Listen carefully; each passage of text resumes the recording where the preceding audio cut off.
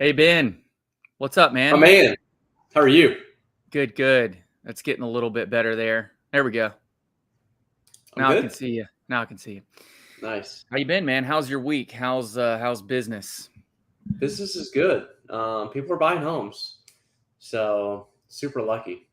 How many closings will you have had by the end of this week? Any closings this week? Yeah, I had what did I have? I don't even know. I know I have two tomorrow, one yesterday, and one the day before. So I've had four this week. Oh, fantastic. Good for you, man. Yeah. What So about new applications? How many new applications this week? two yesterday, two today. So Okay. Very cool. Um, well, that's good. I mean, people are still okay, when did the Fed had their meeting yesterday. yesterday? What Yep. what is going on? I know you posted something about those rate hikes. How much did they increase the rate? They did three quarters of a point again, so 75 Whew, basis points. So wow. So what did that do to mortgage rates? they went straight down. Really? So yeah, which we knew it. I mean, it's just they're trying to ease inflation. Right. Sorry. Oh. So they went down. Then You they went lock down again this morning, Really? Okay. just You because so the GDP numbers came out. They came out with negative growth again. So now everybody's like totally freaking out. We've had 2 months in a row with negative growth in the GDP, which by the terms of recession, all you need is two consecutive months of negative growth. mhm. But I don't know. I don't look into it that much, to be honest with you. I don't really know because everything is just still so strong. It's just like, man, everything's just, you know, I Yeah. was traveling last week for work. The airport was slammed, people traveling all over the world. Right. Um, it seems like everything's busy. Braves games are Right. still packed. Like, Yeah, so I don't, this is like the weirdest recession. If we're in a recession, it's the weirdest thing I've ever seen. I know, yeah, and I was in I was in college. I was at Georgia State during the last recession, like the whole thing. Yeah. So I didn't really, I didn't experience that as closely, and I was working in a bar, which is completely recession proof. Seriously. So I didn't, I didn't. We actually got more business during that time, Yeah, so I I'm didn't sure. really experience it like other people. So but you're right, from what I, hear experiences from other real estate agents then and other things, it doesn't seem like that. And I mean, we have unemployment is at, record lows right now. So, um, And they're still you know, hiring. employers, and I can, speak from personal experience, employers can't find people to employ, you No. can't, and if anybody that you talk to or that I've talked to about hiring, um, it's not that their expectations are too high, but it's Yeah. almost like it's changed, which I mean, this is good for people in the workforce or in the job market right now. They almost Sure. get to interview employers. I know. Who's going to give me the best? Who's going to give me everything that I need? Which is, that's good. And That's like good for anybody in the job market. and they're still like giving out bonuses to go to work. Yeah. You still see people like, hey, come work with us, and after 90 days, we'll give you $1,000 now and $1,000 then, whatever the number is. I don't really know. I just said Yeah. $1,000, but it's like they want you to come to work. Right. Yeah. Yeah. It's So hard to find, and I still, anyway, so that, yeah, like you said, if it's a recession, it's a really, and by the basic definition of recession, we're in a recession right now. But it doesn't really feel that way. Like you said, everybody's traveling, everybody's spending money, everybody is, everyone is nobody really needs a job right now. If you'll pay them $100,000 a year to, maybe, but nobody's really clamoring for jobs right now. So, and I've definitely seen in the housing market, this year is a lot different than last year for sure. I mean, right. on the buying and selling side, July of 2022 is completely different from July of 2021 for sure. So the topic of this week's episode, what we're going to focus on, is buying in this shifting market. And you and I are going to try to give buyers the best advice for how to go out there in the market and look for a home if they're still in the market for one. And like For sure. you said, uh, and like you said, people are still in the market shopping for homes right now, right? Absolutely. And the Fed the Fed raised the rate yesterday, but that lowered mortgage interest rates on your side. If let's say somebody somebody came to you with a 750 credit score right now looking for a conventional loan, they're putting down 10%. What would you say is a good range of an interest rate today if they locked in on a rate? What kind of rate would they be looking at? High fours, low fives. Really? Oh Yeah. man. Yeah. That's for like Wow. let's just let's just say you have the best credit score for rate 740 or higher, single family home, 10% down, whatever it was, conventional mortgage. Yeah, I mean, you can, and the government loans, FHA, USDA, VA, those are all in the, high fours. Wow, that's incredible. All right. Easy. I didn't think we would see fours again until next year. Well, you just never know. And like, you just have to lock these people on these dips because it's just a roller coaster right now. Because I guarantee you tomorrow it could be totally different because, the inflation numbers come out again tomorrow. Okay. Mhm. So if those numbers come out hotter than expected, you could see people put money elsewhere and you can see the bond market react to that and mortgage interest rates could go up again.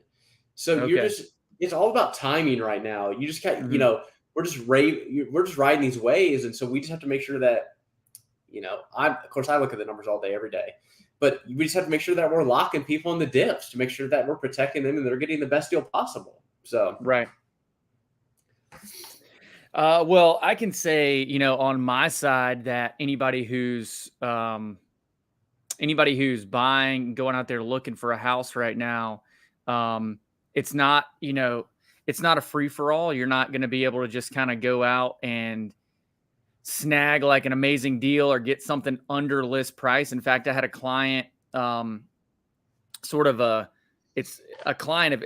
selling their house and I referred them to another agent because they're looking over in Cedartown.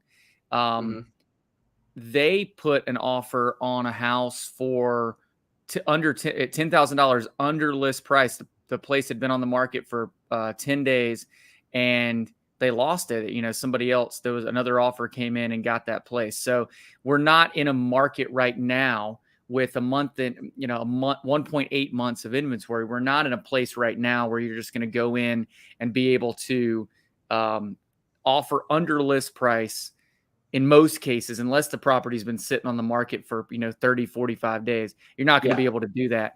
We're not talking about like price decreases in a situation where you're going to get under list price. But the good news is if you're out there looking right now, you're going to have a much better time as far as terms go than you did last year. So, you're not having to, what was that I heard? I've definitely heard things about appraisals, appraisal gaps and things like that. But there was something else. God, what was it? There was something else. A seller told me yesterday when they were looking to buy, and the seller on the one they were looking to buy wanted them not only to do an appraisal gap, but there was something else they wanted them to do. They definitely did an escalation clause, but going in with no due diligence, no appraisal contingency, and an appraisal gap. Those things, for the most part, are not really happening so much in this market. So if you're, if you were shopping 6 months ago or 9 months ago, you're not really having to deal with that stuff as much anymore. I had one about 2 months ago. That was the last one I've seen where my buyer had to do an escalation clause and they did an appraisal gap. But that's the last one I've seen. So was that AJ? Yep, that's it. That's the one. Yeah. So not really Maybe having to do that so much anymore. But I mean, on that one that AJ had, they had 3 or 4 offers on that place. So, it's crazy. you know, and once again, I mean, it also a lot of it depends on the neighborhood, and buyers in this market really need to rely on the advice of the real estate agent a lot, because you Sure. can be look at two neighborhoods. One, let's say in the Smyrna area where we are, a subdivision with a swim tennis subdivision, as opposed to a standalone property over in maybe the Doraville area or something like that, or Decatur or somewhere. Those properties are Right. going to be completely different when it comes to the competition in those areas. So you really want to rely on your agent to, show you what the competition is, what the comps are in the area, feel out what, how motivated the seller is, those kind of things, because you don't want to end up, you know, putting out terms that are going to hurt you in the long run if you don't necessarily have to do that right now.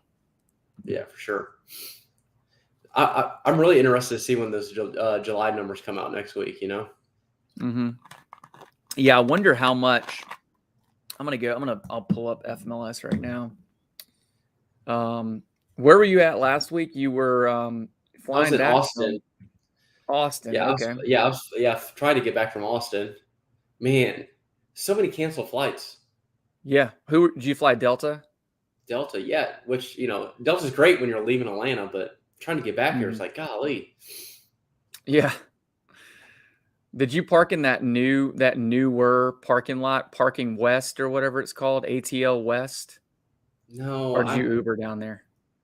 I, you don't want to know what I do, but I just pull into the hourly parking and park there for 4 days How and does walk. that work?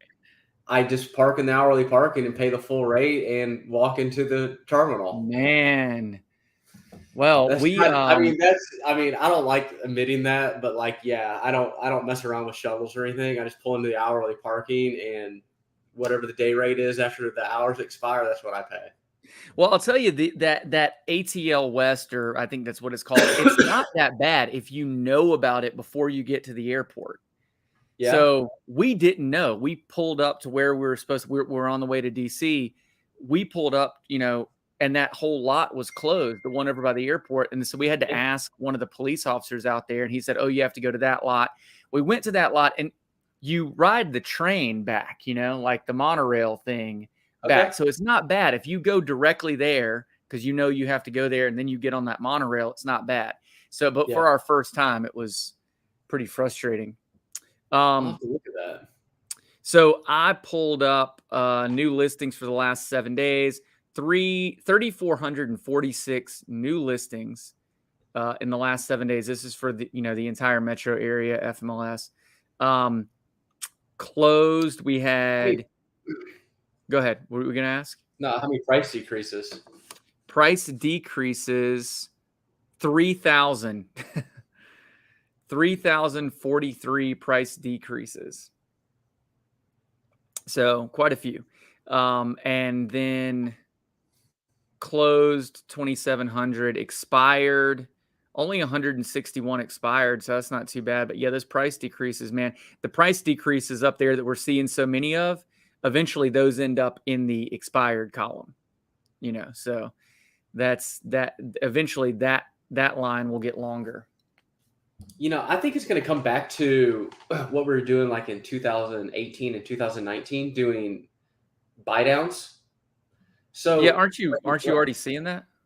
yeah, like if you're a seller and you're a selling agent, so instead of you doing a price decrease, why don't you offer the buyers to help them buy down their interest rate, right? So if you have so much money to play with as a buyer, you can use your max seller concessions, okay, to buy down the interest rate after closing cost. Because normally what happens is the seller can really only pay closing costs, but if they're buying down the rate and there's points included to buy down the rate, the seller can actually pay for that. Okay. Oh, As really? long as What, you what, like And that doesn't go to that maximum contribution thing? It does, and that's where you got to be careful because, if for example, if you're doing a $500,000 home, right, and the max concession is your 3% or 6% or 9%, depending on what your percentage down is. But let's say the max seller concession is 6%, okay, on a deal. What is that? 500,000 times 6%. That's $30,000 you can play with. Okay, that's a ton of money, right? Okay. So Yeah. instead of bringing your price of your home down, keep it where it's at. Tell them that you'll help with the seller buy down their interest rate to help with their monthly payment because they like the house. That now they qualify, or now they're buying down their interest rate, so it's even a better rate for them, Mhm. and their closing costs are being paid for, or vice versa. You can use that Okay, money so wherever you want to. okay, so one more time. A seller can buy down a buyer's rate and contribute to closing cost at the same time? Absolutely, as long as it doesn't go over the max seller concession. What's the max seller concession for a conventional loan? Well, it all depends on down payment. It's either 3%, 6%, or 9%. Okay, so if let's say a buyer's putting down 10% on a conventional loan, what's the max contribution? I believe it's 3%. Let me look. I don't want to tell you wrong though. You know what I mean? Does the Now that does we the actually con- started talking about it. does the concession go up as their down payment goes up? Yeah. Hmm.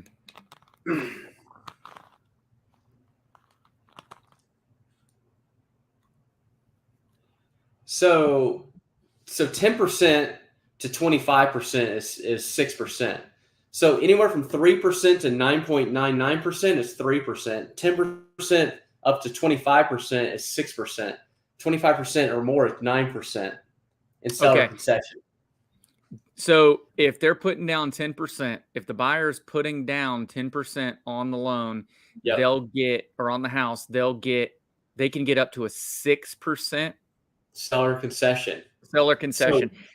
and if you do the math, which we can talk about this again next week, and I can actually pull up graphs to show you, it's better for the buyer to buy it without doing a price deduction, buy down the interest rate, okay, with the seller's money, than the seller doing a price reduction and you not getting any closing costs, doing nothing. Because what happens is the seller at that point, they've already taken off $20,000 or whatever the number is. Well, they could use that $20,000 and move it to the buyer and still keep the sale price up. Mhm. How does the seller on the settlement statement on It the just comes settlement across, statement huh? it just comes Comes across as a as a credit. seller concession. Oh, Yeah. okay, seller concession that goes directly to the lender? It goes directly to the buyer to help offset the closing costs and the discount points to buy down the interest rate. Okay. I don't Yeah, so So it's we do need a yeah, wash we do for need them to look at yeah.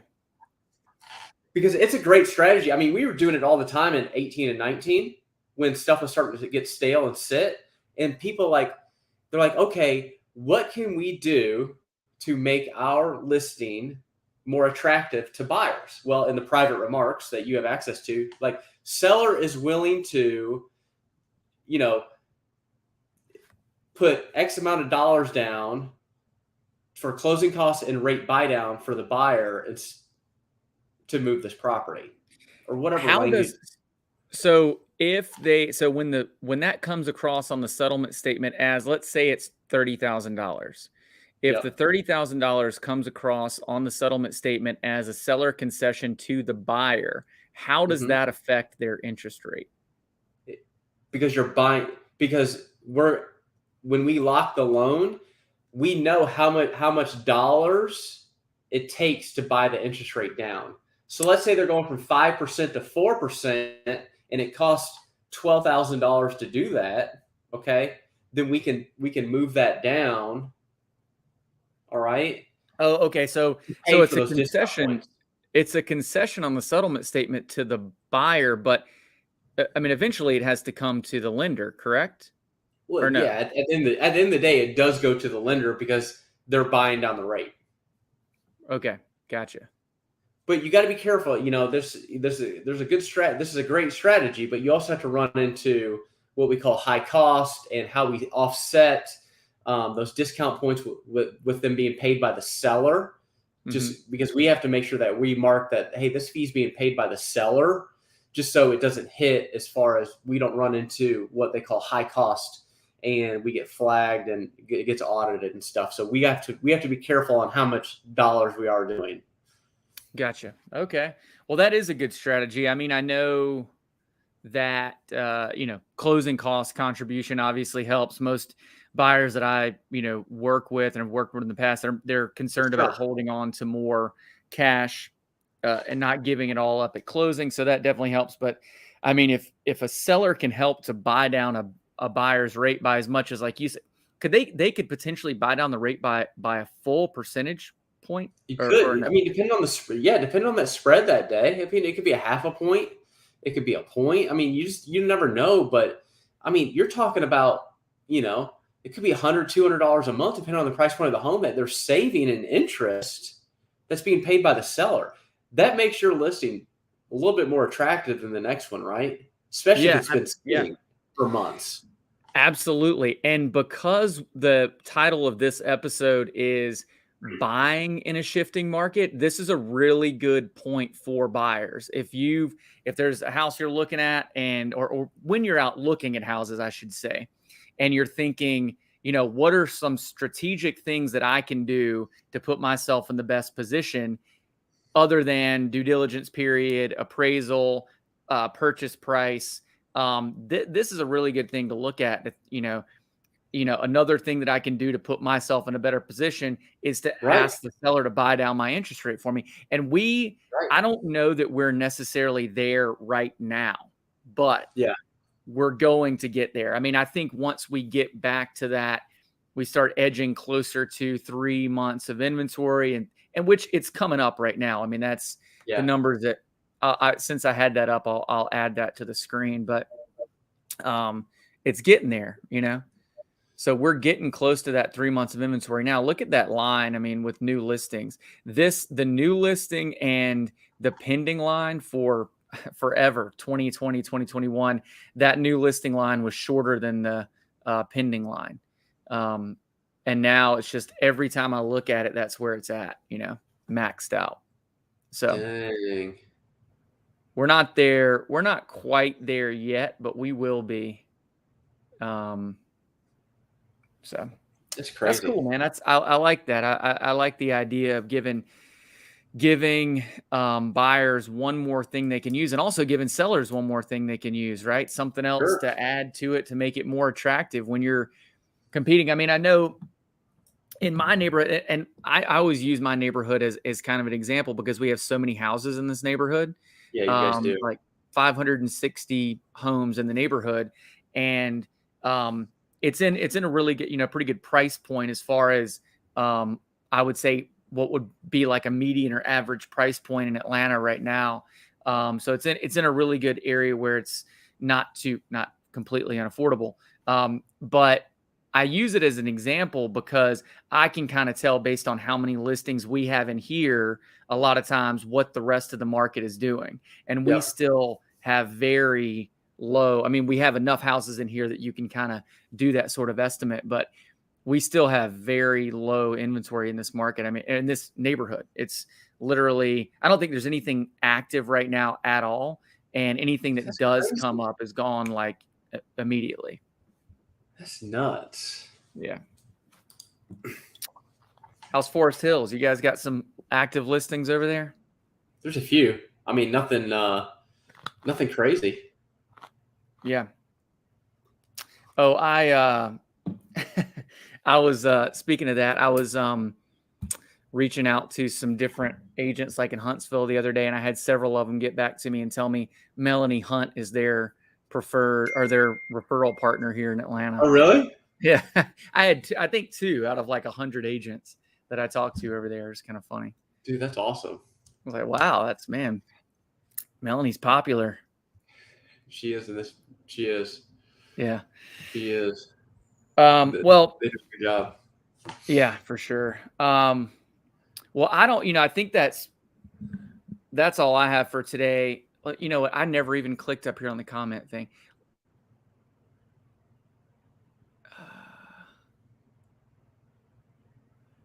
Anyway, if anybody wants, let me see. Is this? I'm looking at the comment things to see if people can comment in here because we haven't gotten any yet. But I appreciate you being with me again, Ben, and Yeah, brother.